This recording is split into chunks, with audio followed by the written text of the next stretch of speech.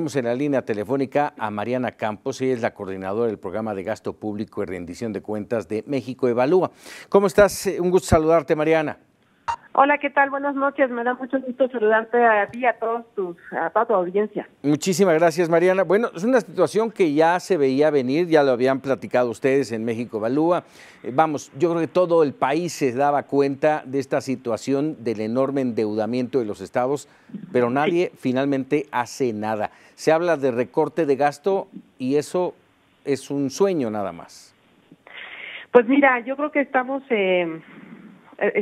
por supuesto, atravesando un reto enorme con respecto a las finanzas estatales, porque además los estados exhiben pues un manejo de sus recursos pues bastante deficiente, en lo cual es señalado año con año por la auditoría. Entonces, no solo es que se endeuden y que deban mucho y que eso presione sus finanzas públicas, sino que además no necesariamente esta deuda se está destinando a lo que debería, como son los proyectos productivos, ¿no? Sino se han ido a financiar nómina. El caso de Coahuila, por ejemplo, es clarísimo, ¿no? En donde evolucionó mucho, o sea, es decir, aumentó muchísimo la deuda, pero la inversión se mantuvo estable, no aumentó en el tiempo, y en cambio la nómina creció de manera insostenible. Entonces te digo, ese es porque uno puede endeudarse mucho, pero si uno se endeuda para generar proyectos productivos, claro, ¿no? Y va creciendo a la par la economía, bueno, no hay que preocuparse tanto. El problema es cuando lo haces para estar nada más sosteniendo burocracia, ¿no? Es llevar una disciplina financiera como la debemos de llevar cada uno de nosotros en casa.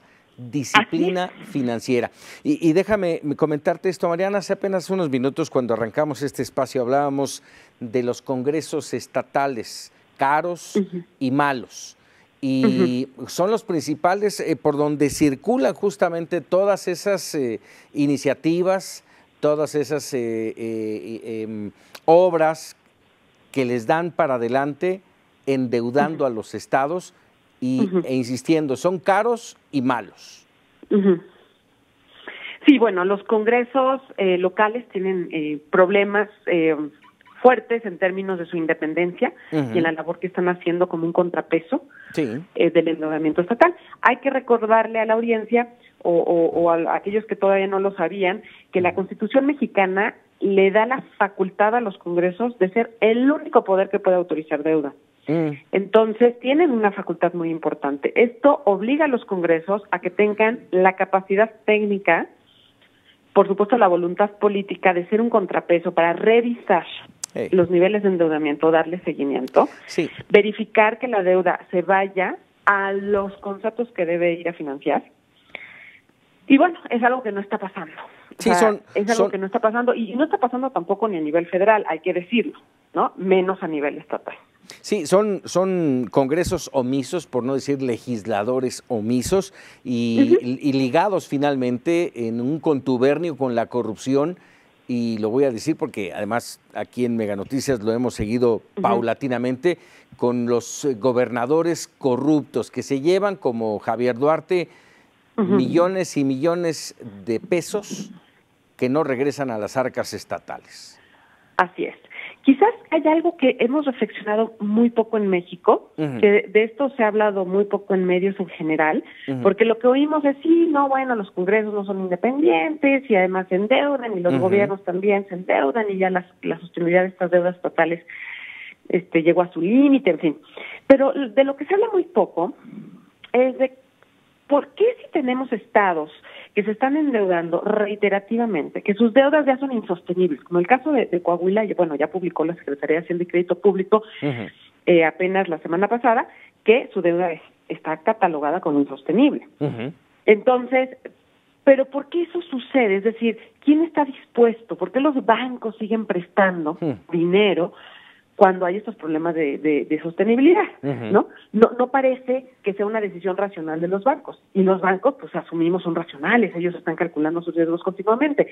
Lo que sucede aquí es que, como tienen el respaldo de la garantía federal, entonces los bancos siguen prestando porque no les importan los riesgos del gobierno estatal, sino, cualquier cosa, pues me lo va a pagar la federal. Claro. ¿No? Entonces, ¿qué está atrás de todo esto? el dinero federal. Por eso es muy importante que a nivel política pública se reflexione y digamos, a ver, ¿sí debe la federación darles una garantía? Porque en el momento, esa es la razón por la cual los estados se están comportando así, porque lo que están contabilizando los bancos es el riesgo federal, no el estatal. Dime una cosa, Mariana, y coincido con lo que acabas de decir. ¿Qué pasaría? Hay dos preguntas en qué puede pasar. Uno, ¿qué pasaría si los bancos ya no prestan? ¿Sí? Los gobiernos estatales estarían y entrarían en una severa crisis de impago.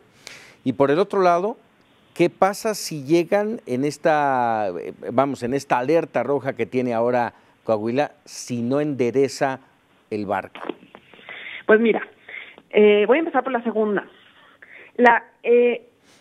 En teoría, con nuestra nueva ley de disciplina financiera que fue aprobada el año pasado, un estado que está clasificado como Coahuila, que está con el semáforo rojo, está impedido de que su Congreso le apruebe deuda adicional. O sea, es un estado que ya no puede tener deuda. Entonces, el Congreso, por ley, no puede aprobarle más deuda hasta que mejore sus indicadores. Entonces, esperaríamos que ya no se pueda endeudar y que vaya bajando su nivel, o sea, que se dedique a pagar más bien deuda, ¿no? Sin embargo, quiero decirte que la experiencia internacional, porque este semáforo es nuevo en México, pero en otros países parecidos a México, como es el caso de Colombia, ya se tuvo este experimento del semáforo hace varias décadas, de hecho. Y no funcionó como se esperaba. O sea, ¿qué sucedía en Colombia? Bueno, allá quien autorizaba la deuda no era el Congreso, pero era el gobierno central. Y seguía autorizando deuda. Entonces, no estaba funcionando el semáforo. Lo que por eso platicaba yo del primer tema, lo que se ha visto a nivel internacional es que es necesario ponerle también incentivos y correctivos a la oferta de crédito, porque es un mercado de crédito, lo que yo te mencionaba hace rato. Si no se trabajan los incentivos a la oferta de crédito, puede ser difícil pues que se cumplan, ¿no? Sí. Estos mecanismos de disciplina. O tener sanciones muy específicas, cosa que también le falta un poco a nuestra ley de disciplina financiera. Un mucho, Mariana, un mucho. Sí. Simple y sencillamente hay impunidad en este país. Hay impunidad en este país. Por eso es muy importante ir a los incentivos a la oferta, porque como sabemos que aquí los castigos, simplemente no fluyen. Mira, somos tan bondadosos, déjame decirlo así, Mariana, que se menciona este semáforo en el que somos, insisto, bondadosos. Cuando hablamos de rojo y de amarillo es porque estamos hablando de gobiernos, de estados en bancarrota. Sí, de negros, ¿no? Por supuesto. Algo habrá que hacer y el trabajo. Algo habrá que hacer. Ajá. Yo creo que es muy importante también, otra de las recomendaciones internacionales es alinear la disciplina financiera federal, cosa que no hicimos. Es decir, primero tuvimos una ley de responsabilidad hacendaria en 2006 a nivel federal, pero no fue a nivel general, ¿no? Es decir, los estados se quedaron y mira cómo quedaron, cómo terminaron. Luego les aprobamos una ley de disciplina financiera a nivel estatal, pero no actualizamos la federal, ¿no? Entonces, una recomendación internacional es que este tipo de políticas públicas tienen que ir completamente coordinadas. Es muy importante también meterle controles al déficit federal, por lo que yo te comentaba. Así es. O sea, si el Estado quiebra, quien le va a tener que pagar a los bancos es el gobierno federal, por lo cual esa deuda se nos va, digamos, a nivel federal.